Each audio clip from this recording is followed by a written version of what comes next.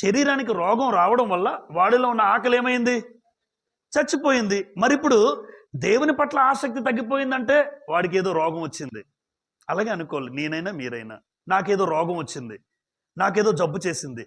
దీనికోసం ఆలోచిస్తుంటారు కానీ దీనికోసం ఆలోచన రాదు. కానీ లోకానికి మనకు ఉన్న వ్యత్యాసం ఏంటంటే, లోక సంబంధులకి క్రైస్తవులకు ఉన్న వ్యత్యాసం ఏంటంటే, ఈ ఆకలి తగ్గిపోతే బెంగ పెట్టుకుంటున్నావే తల్లి తండ్రి, ఈ ఆకలి తగ్గిపోతే నేను బెంగ పెట్టుకోవాలి, మీరు బెంగ పెట్టుకోవాలి, క్రైస్తవులు అందరూ బెంగ పెట్టుకోవాలి. ఎందుకు అంటే ఆత్మ కూడా జబ్బు చేస్తుంది. అప్పుడు చూడండి, పాపం చేస్తున్నాడు అనుకోండి, పాపం చేసేవాడికి దైవాసక్తి ఉండదు.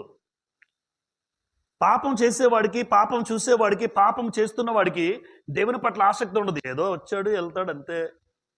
ఇంకా దేవుని గురించి ఆలోచించే పరిస్థితి రాదు.